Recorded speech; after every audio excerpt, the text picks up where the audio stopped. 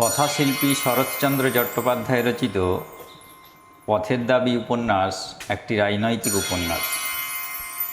মূল উপন্যাস একটি দীর্ঘ উপন্যাস হলেও সেই মূল উপন্যাস থেকে নেওয়া একটা সংক্ষিপ্ত অংশ হলো তোমাদের এই পাঠ্য পথের দাবি গল্পটি। পথের দাবি গল্পটিকে যদি আমরা ভালো করে পর্যবেক্ষণ করি তাহলে দেখতে পাবো এখানে রয়েছে বিভিন্ন খণ্ডচিত্র, অর্থাৎ সম্পূর্ণ কোনো একটা কাহিনী যেন এখানে আমরা পাই না, কয়েকটা খণ্ডচিত্র আমরা শুধু এখানে দেখতে পাবো। পাঠ্য গল্পের কাহিনী অনুযায়ী অপূর্বর ঘরে চোর পড়ে। অপূর্বর বাড়ির চাকর তেওয়ারি বর্মার ফয়াতে নাচ দেখতে গিয়েছিল এবং সেই অবসরে অপূর্বর বাড়িতে চুরির ঘটনাটি ঘটে। যদিও এক কার্যকুশলা মেয়েকে আমরা এখানে দেখতে পাবো, সেটাও একটা খণ্ডচিত্রের মধ্যেই পড়ে। অপূর্বর বাড়িতে পড়া সেই চোরদের নিবৃত্ত করতে দেখা যায় সেই কার্যকুশলা মেয়েটিকে। অপূর্ব আসার সঙ্গে সঙ্গে সেই তালার চাবি খুলে অপূর্বকে সমস্ত ঘটনা বলে এবং তার বাড়িতে কী চুরি গেছে বা কী জিনিস রয়েছে সেটার একটা সম্পূর্ণ হিসাব, যেন একটা নিখুঁত অ্যাকাউন্ট্যান্টের পক্ষে অসম্ভব সেই রকম একটা হিসাব তুলে ধরে। এই ঘটনাকে কেন্দ্র করেই অপূর্ব যায় অভিযোগ জানাতে পুলিশ স্টেশনে, এবং সেই পুলিশ স্টেশনে যাওয়ার সঙ্গে সঙ্গেই আর এক খণ্ডচিত্র উঠে আসে। সেখানে দেখা যায় ব্রিটিশ পদলেহী আমাদের ভারতীয়রাই ব্রিটিশদের অধীনে যারা পুলিশের কাজ করছে তারা আমাদের স্বাধীনতা সংগ্রামী বিপ্লবীদেরকে ধরার জন্য কিভাবে মরিয়া হয়ে উঠেছে। পুলিশ স্টেশনে দেখা যায় নিমাইবাবু এবং জগদীশবাবু ব্রিটিশদের অধীনে কর্মরত পুলিশ, তারা ভারতীয় বিপ্লবীদেরকে, স্বাধীনতা সংগ্রামীদেরকে এক কথায় তারা জোর গলায় বলতে পারে মোস্ট ওয়ান্টেড পলিটিক্যাল সাসপেক্ট। সেই প্রসঙ্গেই উঠে আসে আর এক খণ্ডচিত্র, যেখানে দেখা যায় সব্যসাচী মল্লিককে ধরার জন্য তারা একেবারে কোমর বেঁধে নেমেছে। কিন্তু সেই সব্যসাচী মল্লিককে যে ধরা সহজ নয় সেটা পরিষ্কার লক্ষ্য করা যায় এই দৃশ্যে, যেখানে সব্যসাচী মল্লিকই এমন এক নাম ধারণ করে এমন এক বিচিত্র বেশে তাদের চোখে ধুলো দেয় এবং তাদের একরকম মাইন্ডকে ডাইভার্ট করতে সমর্থ হয়, সেটা আমরা লক্ষ্য করব এই খণ্ডচিত্রে। তার সঙ্গে রয়েছে এই গল্পে এক অনুভূতিশীল আবেগপ্রবণ চরিত্র যার নাম হলো অপূর্ব। অপূর্ব ভাবে বেশি, ভাবুক প্রকৃতির সে ছেলে। এই ভাবনাকে সে বাস্তবে কখনোই বাস্তবায়িত করতে পারে না। কোনো একটা অফিসে সে কাজ করে এবং তার বন্ধু রয়েছে রামদাস। তাদের মধ্যে দেশের রাজনৈতিক অবস্থা বা দেশের পরিস্থিতি, বর্তমান দেশের জনগণের যে অবস্থা সেই নিয়ে নানা রকম আলোচনা হয়। অপূর্ব সেখানে যতটা বলে, যতটা ভাবে, ততটা সে কাজে প্রকাশ করতে পারে না। এই অপূর্বকে কেন্দ্র করেই আমরা দেখতে পাবো ব্রিটিশদের অত্যাচার, শাসন, পীড়নের একটা দৃশ্য, যেখানে অপূর্বকে কোনো এক ব্রিটিশ ফিরিঙ্গি রেলওয়ে স্টেশনে লাথি মেরেছে অন্যায়ভাবে, বিনা কারণে। তার প্রতিবাদ করার জন্য যখন সে স্টেশন মাস্টারের কাছে গেছে, তাকে কুকুরের মতো দূর দূর করে তাড়িয়ে দিয়েছে। আর আমাদের দেশের জনগণ অপূর্বর শুধু একটু লেগেছে কিনা এইটুকু জিজ্ঞাসা করেই ক্ষান্ত হয়ে যায়, কখনোই এই অন্যায়ের প্রতিবাদ করতে পারে না। অপূর্বকে কেন্দ্র করেই আর একটা খণ্ডদৃশ্য গড়ে উঠেছে, যখন অপূর্ব ভামর উদ্দেশ্যে প্রথম শ্রেণীর টিকিট নিয়ে ট্রেনে ওঠে। প্রথম শ্রেণীর ফার্স্ট ক্লাস টিকিট থাকা সত্ত্বেও তাকে বারবার সারা রাতে হেনস্থা হতে হয়। অপূর্ব যখন বলে আমি প্রথম শ্রেণীর যাত্রী, তখন সেই পুলিশরা বলে যে তুমি তো ভারতীয়, অর্থাৎ ভারতীয় মানে যেন একটা নির্যাতনের বস্তু, অত্যাচারের বস্তু, শাসনের বস্তু। অপূর্বর প্রতি এই দুটি হেনস্থার দৃশ্যেই আমরা পরিষ্কার বুঝতে পারি ব্রিটিশরা ভারতীয়দের প্রতি কী মনোভাব দেখায় এবং ব্রিটিশরা ভারতীয়দেরকে কতটা ঘৃণার চোখে দেখে। ব্রিটিশ শাসন থেকে ভারতকে মুক্ত করার জন্য, ভারতের জনগণকে স্বাধীনতার স্বপ্ন দেখানোর জন্য সব্যসাচী মল্লিকের মতো রাজদ্রোহীরাও রয়েছে এই গল্পে। পথের দাবি উপন্যাস একটা রাজনৈতিক উপন্যাস, কিন্তু তোমাদের এই ক্ষুদ্র পরিসরে পথের দাবি যে গল্প, সেই গল্পেও কিন্তু রয়েছে সেই রাজনৈতিক গল্পেরই নানান রকম বৈশিষ্ট্য। যদি এই খণ্ডচিত্রগুলো তোমরা শুনে থাকো তাহলে গল্পে সেই খণ্ডচিত্রগুলোকেই আমরা গল্পের লাইন অনুযায়ী দেখব। চলো তাহলে শুরু করা যাক মূল গল্পের পাঠ। পুলিশ স্টেশনে প্রবেশ করিয়া দেখা গেল সম্মুখের হলঘরে জনছয়েক বাঙালি মোটঘাট লইয়া বসিয়া আছে। জগদীশবাবু ইতিমধ্যেই তাহাদের টিনের তোরং ও ছোট বড় পুটলি খুলিয়া তদারক শুরু করিয়া দিয়াছেন। শুধু যে লোকটির প্রতি তাহার অত্যন্ত সন্দেহ হইয়াছে তাহাকে আর একটা ঘরে আটকাইয়া রাখা হইয়াছে। ইহারা সকলেই উত্তর ব্রহ্মে বর্মা অয়েল কোম্পানির তেলের খনির কারখানায় মিস্ত্রির কাজ করিতেছিল। সেখানের জল হাওয়া সহ্য না হওয়ায় চাকরির উদ্দেশ্যে রেঙ্গুনে চলিয়া আসিয়াছে। ইহাদের নাম ধাম ও বিবরণ লইয়া ও সঙ্গের জিনিসপত্রের পরীক্ষা করিয়া ছাড়িয়া দেওয়া হইলে পলিটিক্যাল সাসপেক্ট সব্যসাচী মল্লিককে নিমাইবাবুর সম্মুখে হাজির করা হইল। লোকটি কাশিতে কাশিতে আসিল। অত্যন্ত ফর্সা রং, রৌদ্রে পুড়িয়া যেন তামাটে হইয়াছে।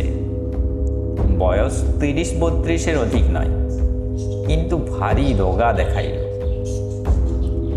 এইটুকু কাশির পরিশ্রমে সে হাঁপাইতে লাগিল।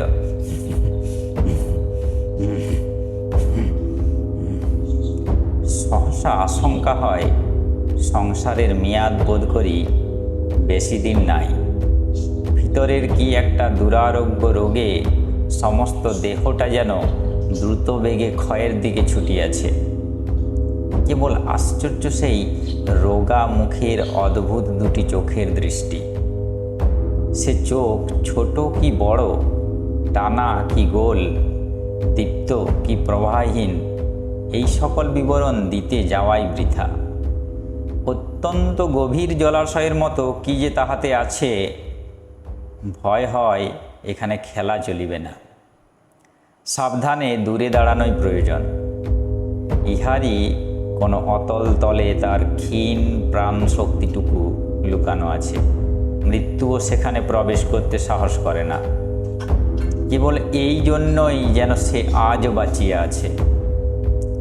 অপূর্ব মুগ্ধ হইয়া সেই দিকে চাহিয়াছিল। সহসা নিমাইবাবু তাহার বেশভূষা বাহার ও পরিপাট্যের প্রতি অপূর্ব দৃষ্টি আকৃষ্ট করিয়া সহাস্যে কহিলেন, বাবুটির স্বাস্থ্য গেছে, কিন্তু শখ 16 আনায় বজায় আছে, তা স্বীকার করতে হবে। কি বলে অপূর্ব?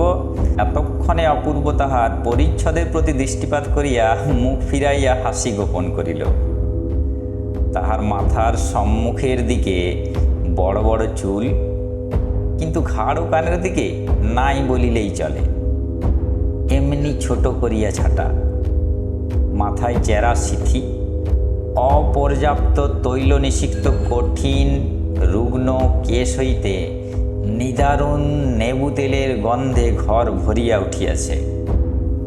গায়ে জাপানি সিল্কের রামধনু রঙের চুড়িদার পাঞ্জাবি।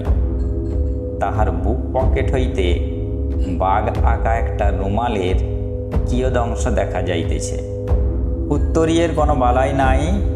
পরনে বিলাতি মিলের কালো মকমল পাড়ের সূক্ষ্ম শাড়ি, পায়ে সবুজ রঙের ফুলমোজা, হাঁটুর ওপরে লাল ফিতা দিয়ে বাঁধা, বার্নিশ করা পামসু, তলাটা মজবুত ও টিকসই করিতে আগাগোড়া লোহার নাল বাঁধানো। হাতে একগাছি হরিণের শিঙের হাতল দেওয়া বেতের ছড়ি। কয়েকদিনের জাহাজের ধকলে সমস্তই নোংরা হইয়া উঠিয়াছে। ইহার আপাদ মস্তক অপূর্ব বারবার নিরীক্ষণ করিয়া কহিল, কাকাবাবু, এই লোকটিকে আপনি কোনো কথা জিজ্ঞাসা না করে ছেড়ে দিন। যাকে খুঁজছেন সে যে এ নয় তার আমি জামিন হতে পারি। নিমাইবাবু চুপ করিয়া রহিলেন। অপূর্ব কহিল, আর যাই হোক, যাকে খুঁজছেন তার কালচারের কথাটা একবার ভেবে দেখুন। নিমাইবাবু হাসিয়া ঘাড় নাড়িলেন, কহিলেন, তোমার নাম কি হে? আগে গিরিশ মহাপাত্র। একদম মহাপাত্র? তুমিও তেলের খনিতেই কাজ করছিলে না? এখন রেঙ্গুনেই থাকবে? তোমার বাক্স বিছানা তো খানা তল্লাশি হয়ে গেছে। দেখি তোমার ট্যাগে এবং পকেটে কি আছে। তাহার ট্যাগ হইতে একটি টাকা ও গন্ডা 6 পয়সা বাহির হইল। পকেট হইতে একটা লোহার কম্পাস, মাপ করিবার কাঠের একটা ফুটরুল, কয়েকটা বিড়ি, একটা দেশলাই ও একটা গাঁজার কলিকা বাহির হইয়া পড়িল। নিমাইবাবু কহিলেন, তুমি গাঁজা খাও? লোকটি অসংকোচে জবাব দিল, আগে না। তবে এই বস্তুটি পকেটে কেন? আগে পথে কুড়িয়ে পেলাম, যদি কারো কাজে লাগে তাই তুলে রেখেছি। জগদীশবাবু এই সময় ঘরে ঢুকিতে নিমাইবাবু হাসিয়া কহিলেন, দেখো জগদীশ, কিরূপ সদাশয় ব্যক্তি ইনি। যদি কারো কাজে লাগে তাই গাঁজার কলকেটি কুড়িয়ে পকেটে রেখেছেন। ক্ষণকাল মৌন থাকিয়া কহিলেন, গাঁজা খাবার সমস্ত লক্ষণই তোমাদের বিদ্যমান বাবা, বলতেই পারতে খাই, কিন্তু কদিনই বা বাঁচবে? এই তো তোমার দেহ, আর খেও না। বুড়ো মানুষের কথাটা শোনো। মহাপাত্র মাথা নাড়িয়া অস্বীকার করিয়া বলিল, আজ্ঞে না মাইরি, খাই নে। তবে ইয়ার বন্ধু কেউ তৈরি করে দিতে বললে দিই, এই মাত্র, নইলে নিজে খাই নে। জগদীশবাবু চটিয়া উঠিয়া কহিলেন, দয়ার সাগর, পরকে সেজে দিই, নিজে খাই নে, মিথ্যেবাদী কোথাকার। অপূর্ব কহিল, বেলা হয়ে গেল, আমি এখন তবে চললুম কাকাবাবু। নিমাইবাবু উঠিয়া দাঁড়াইয়া বলিলেন, আচ্ছা তুমি এখন যেতে পারো মহাপাত্র। কি বলো জগদীশ, পারে তো? জগদীশ সম্মতি জানাইলে কহিলেন, কিন্তু নিশ্চয়ই কিছু বলা যায় না ভাইয়া। আমার মনে হয় এই শহরে আরও কিছুদিন নজর রাখা দরকার। রাত্রের মেল ট্রেনটার প্রতি একটু দৃষ্টি রেখো। সেই যে বর্মায় এসেছে, এই খবর সত্য। জগদীশ কহিলেন, তা হতে পারে, কিন্তু এই জানোয়ারটাকে ওয়াচ করার দরকার নেই বড়বাবু। নেবু তেলের গন্ধে বেটা থানা শুদ্ধ লোকের মাথা ধরিয়ে দিলে। বড়বাবু হাসিতে লাগিলেন।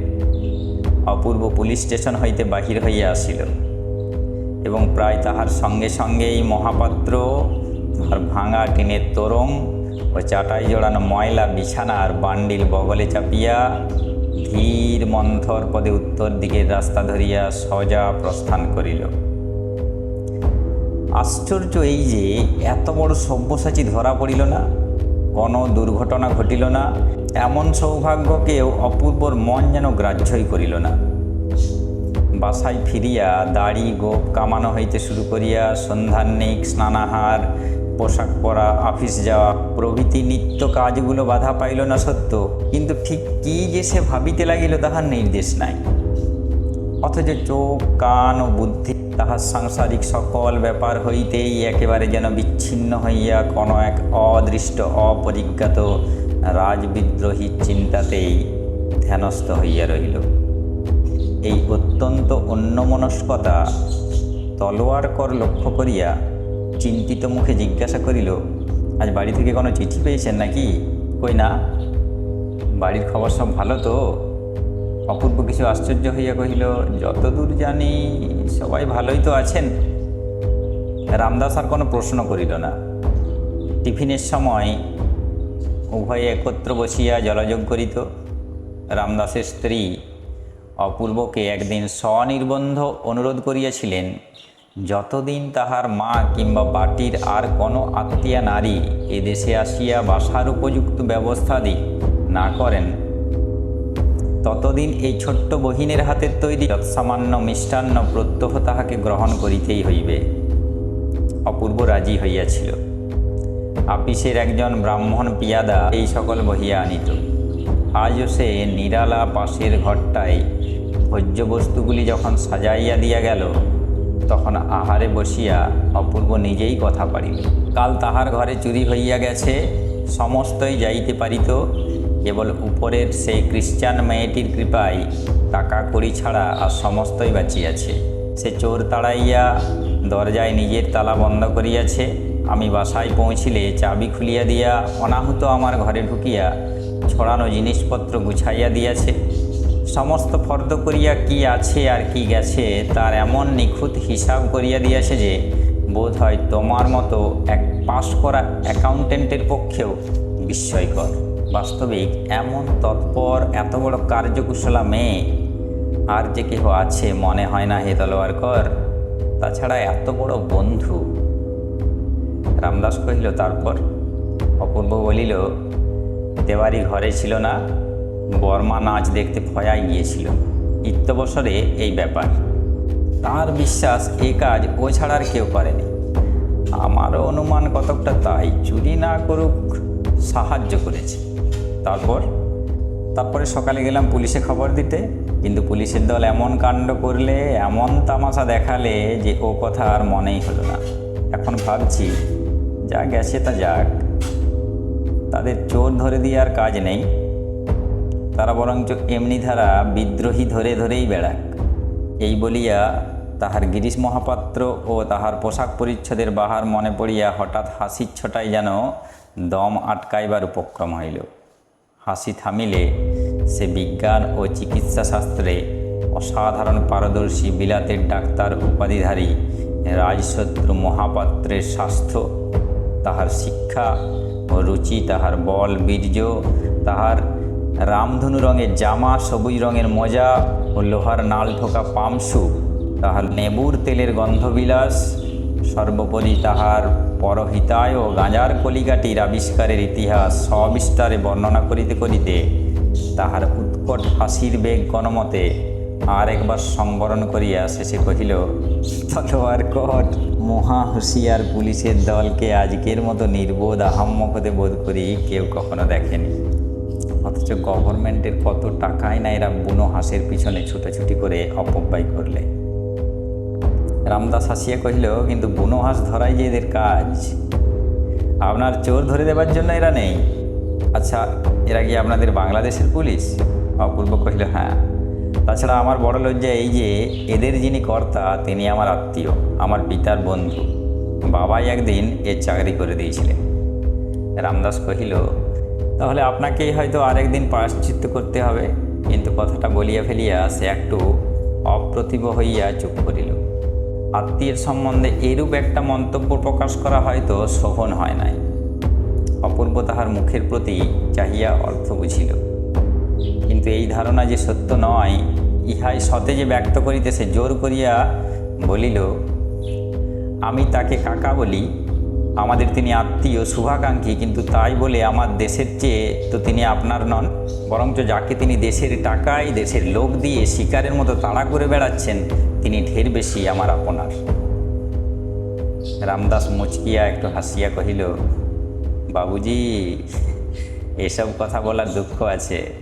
অপূর্ব কহিল, থাকে তা নেব, কিন্তু তাই বলে তলোয়ার কর শুধু কেবল আমাদের দেশে নয়, পৃথিবীর যে কোনো দেশে যে কোনো যুগে যে কেউ জন্মভূমিকে তার স্বাধীন করবার চেষ্টা করেছে, তাকে আপনার নয় বলবার সাধ্য আর যার থাক আমার নেই। বলিতে বলিতে কণ্ঠস্বর তাহার তীক্ষ্ণ ও চোখের দৃষ্টি প্রখর হইয়া উঠিল। মনে মনে বুঝিল কি কথায় কি আসিয়া পড়িতেছে, কিন্তু সামলাইতে পারিল না। বলিল, তোমার মতো সাহস আমার নেই, আমি ভীরু, কিন্তু তাই বলে অবিচারের দণ্ডভোগ করার অপমান আমাকে কম বাজে না রামদাস। বিনা দোষে ফিরিঙ্গি ছোড়ারা আমাকে যখন লাথি মেরে প্ল্যাটফর্ম থেকে বের করে দিলে এবং এই অন্যায়ের প্রতিবাদ যখন করতে গেলাম, তখন সাহেব পুলিশ স্টেশন মাস্টার কেবলমাত্র আমাকে দেশি লোক বলেই দেশের স্টেশন থেকে কুকুরের মতো দূর করে দিলে। এমন তো নিত্য নিয়তই ঘটছে। আমার মা, আমার ভাই বোনকে যারা এই সব সহস্র কোটি অত্যাচার থেকে উদ্ধার করতে চায় তাদের আপনার বলে ডাকবার যে দুঃখই থাক আমি আজ থেকে মাথায় তুলে নিলাম। রামদাসের সুশ্রী গৌরবর্ণ মুখ ক্ষণকালের জন্য আরক্ত হইয়া উঠিল। বলিল, কই এ ঘটনা তো আমাকে বলেননি। অপূর্ব কহিল, বলা কি সহজ রামদাস, হিন্দুস্থানের লোক সেখানে কম ছিল না, কিন্তু আমার অপমান কারো গায়েই ঠেকল না, এমনই তাদের অভ্যাস হয়ে গেছে। লাথির চোটে আমার যে হাড় পায়েরা ভেঙে যায়নি এই সুখবরে তারা সব খুশি হয়ে গেল। তোমাকে জানাবো কি, মনে হলো দুঃখে লজ্জায় ঘৃণায় নিজেই যেন মাটির সঙ্গে মিশে যায়। রামদাস চুপ করিয়া রহিল, কিন্তু তাহার দুই চোখ ছলছল করিয়া আসিল। সম্মুখের ঘড়িতে 3টা বাজিতে সে উঠিয়া দাঁড়াইল। বোধ করি কি বলিতে গেল, কিন্তু কিছু না বলিয়া হঠাৎ একটা হাত বাড়াইয়া অপূর্ব ডান হাতটা টানিয়া লইয়া একটা চাপ দিয়া নিঃশব্দে নিজের ঘরে চলিয়া গেল। সেই দিন বিকালে অফিসের ছুটি হইবার পূর্বে বড় সাহেব একখানা লম্বা টেলিগ্রাফ হাতে অপূর্বর ঘরে ঢুকিয়া কহিলেন, আমাদের ভামর অফিসে কোনো শৃঙ্খলাই হচ্ছে না। ম্যান্ডালে, শোয়েব, মিকতেলা এবং এদিকে প্রোমো সব কটা অফিসেই গোলযোগ ঘটছে। আমার ইচ্ছা তুমি একবার সবগুলো দেখে আসো। আমার অবর্তমানে সমস্ত ভারই তো তোমার, একটা পরিচয় থাকা চাই। সুতরাং বেশি দেরি না করে কাল পরশু যদি একবার। অপূর্ব তৎক্ষণাৎ সম্মত হইয়া বলিল, আমি কালই বার হয়ে যেতে পারি। বস্তুত নানা কারণে রেঙ্গুনে তাহার আর এক মুহূর্ত মন টিকিতেছিল না। উপরন্তু এই সূত্রে দেশটাও আরেকবার দেখা হইবে। অতএব যাওয়াই স্থির হইল এবং পরদিন অপরাহ্ন বেলায় সুদূর ভামনগরের উদ্দেশ্যে যাত্রা করিয়া সে ট্রেনে চাপিয়া বসিল। সঙ্গে রহিল আরদালি এবং আফিসের একজন হিন্দুস্তানি ব্রাহ্মণ পিয়াদা। পা ভাঙা সাহেব হাসপাতালে পড়িয়া, সুতরাং তেমন আর ভয় নাই। বিশেষত এই রেঙ্গুন শহরটা বরং সহিয়া ছিল, কিন্তু আরও অজানা স্থানে পা বাড়াইবার তাহার প্রবৃত্তিই ছিল না। তলোয়ারকর তেওয়ারির পিঠ ঠুকিয়া দিয়া সাহস দিয়া কহিল, তোমার চিন্তা নেই ঠাকুর, কোনো কিছু হলেই অফিসে গিয়ে আমাকে সংবাদ দিও।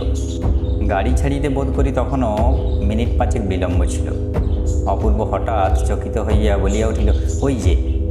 তলোয়ারকর ঘাড় ফিরাইতে বুঝিল এই সেই গিরিশ মহাপাত্র। সেই বাহারে জামা, সেই সবুজ রঙের ফুল মোজা, সেই পামসু এবং ছড়ি, প্রভেদের মধ্যে এখন কেবল সেই বাঘ আঁকা রুমালখানি বুক পকেট ছাড়িয়া তাহার কণ্ঠে জড়ানো। মহাপাত্র এই দিকেই আসিতেছিল। সম্মুখে আসিতেই অপূর্ব ডাকিয়া কহিল, কি হে গিরিশ, আমাকে চিনতে পারো? কোথায় চললে? গিরিশ সসব্যস্ত একটা মস্ত নমস্কার করিয়া কহিল, আগে চিনতে পারি বই কি বাবু মশাই, কোথায় আগমন হচ্ছেন? অপূর্ব সহাস্যে কহিল, আপাতত ভামো যাচ্ছি, তুমি কোথায়? গিরিশ কহিল, আগে এনানজাং থেকে 2 জন বন্ধু লোক আসার কথা ছিল। আমাকে কিন্তু বাবু ঝুটমুট হয়রান করা। হ্যাঁ, আনে বটে কেউ কেউ আফিং সিদ্ধি নুকিয়ে, তো আমি বাবু ভারী ধর্মভীরু মানুষ। বলি, কাজ কি বাবু জোর চুরিতে? কথায় বলে পরধর্ম ভয়াবহ। লল্লাটের লেখা তো খণ্ডাবে না। অপূর্ব হাসিয়া কহিল, আমারও তাই বিশ্বাস, কিন্তু তোমার বাপু একটা ভুল হয়েছে। আমি পুলিশের লোক নই, আফিম সিদ্ধির কোনো ধারধারি নেই। সেদিন কেবল তামাশা দেখতেই গিয়েছিলাম। তলোয়ারকর তীক্ষ্ণ দৃষ্টিতে তাহাকে দেখিতেছিল। কহিল, বাবুজি मैंने आपको तो जरूर कहाँ देखा। गिरीश कहिल, आश्चर्य नहीं है बाबू साहेब, नौकरी के वास्ते ता জায়গায় তো ঘুমতা है। অপূর্বকে বলিল, কিন্তু আমার উপর মিথ্যা সন্দেহ রাখবেন না বাবু মশাই, আপনাদের নজর পড়লেও চাকরিও একটা জুটবে না। বামুনের ছেলে, বাংলা লেখাপড়া, শাস্ত্র টাস্ত্র সবই কিছু কিছু শিখেছিলাম, কিন্তু এমন অদেষ্ট যে বাবু মশাই আপনারা। অপূর্ব কহিল, আমি ব্রাহ্মণ। আগে তাহলে নমস্কার, এখন তবে আসি। বাবু সাহেব রাম রাম। বলিতে বলিতে গিরিশ মহাপাত্র একটা উদ্গত কাশির বেগ সামলাইয়া লইয়া ব্যগ্রপদে সম্মুখের দিকে অগ্রসর হইয়া গেল। অপূর্ব কহিল, এই সব্যসাচীটির পিছনেই কাকাবাবু সদল বলে এদেশ ওদেশ করে বেড়াচ্ছেন তলোয়ারকর। বলিয়া সে হাসিল, কিন্তু এই হাসিতে তলোয়ারকর যোগ দিল না। পরক্ষণে বাঁশি বাজাইয়া গাড়ি ছাড়িয়া দিলে সে হাত বাড়াইয়া বন্ধুর করমর্দন করিল, কিন্তু তখনও মুখ দিয়া তাহার কথাই বাহির হইল না। নানা কারণে অপূর্ব লক্ষ্য করিল না, কিন্তু করিলে দেখিতে পাইত এই মুহূর্তকালের মধ্যে রামদাসের প্রশস্ত উজ্জ্বল ললাটের উপরে যেন অনেক অদৃশ্য মেঘের ছায়া আসিয়া পড়িয়াছে, এবং সেই সুদূর দূর নিরীক্ষ লোকেই তাহার সমস্ত মনশ্চক্ষু একেবারে উধাও হইয়া গিয়াছে। অপূর্ব প্রথম শ্রেণীর যাত্রী, তাহার কামরায় আর কেহ লোক ছিল না। সন্ধ্যা উত্তীর্ণ হইলে সে পিরানের মধ্যে হইতে পৈতা বাহির করিয়া বিনা জলেই সায়ং সান্ধ্য সমাপন করিল, এবং যে সকল ভোজ্যবস্তু শাস্ত্রমতে স্পর্শদুষ্ট হয় না জানিয়া সে সঙ্গে আনিয়াছিল, পিতলের পাত্র হইতে বাহির করিয়া আহার করিল। জল ও পান তাহার ব্রাহ্মণ আরদালি পূর্বাহ্নেই রাখিয়া গিয়াছিল, এবং শয্যাও সে প্রস্তুত করিয়া দিয়া গিয়াছিল। অতএব রাত্রির মতো অপূর্ব ভোজনাদি শেষ করিয়া হাত মুখ ধুইয়া পরিতৃপ্ত সুস্থ চিত্তে শয্যা আশ্রয় করিল। তাহার ভরসা ছিল প্রভাতকাল পর্যন্ত আর তাহার নিদ্রার ব্যাঘাত ঘটিবে না। কিন্তু ইহা যে কত বড় ভ্রম তাহা কয়েকটা স্টেশন পরেই সে অনুভব করিল। সেই রাত্রির মধ্যে 3 তাহার ঘুম ভাঙাইয়া পুলিশের লোক তাহার নাম ও ধাম ও ঠিকানা লিখিয়া লইয়াছে। একবার সে বিরক্ত হইয়া প্রতিবাদ করায় বর্মা সাব ইন্সপেক্টর সাহেব কটু কণ্ঠে জবাব দেয়, তুমি তো ইউরোপিয়ান নাও। অপূর্ব কহে, না, কিন্তু আমি তো ফার্স্ট ক্লাস প্যাসেঞ্জার, রাত্রে তো আমার তুমি ঘুমের বিঘ্ন করিতে পারো না। সে হাসিয়া বলে, ও নিয়ম রেলওয়ে কর্মচারীর জন্য, আমি পুলিশ, ইচ্ছা করিলে আমি তোমাকে টানিয়া নিচে নামাইতে পারি।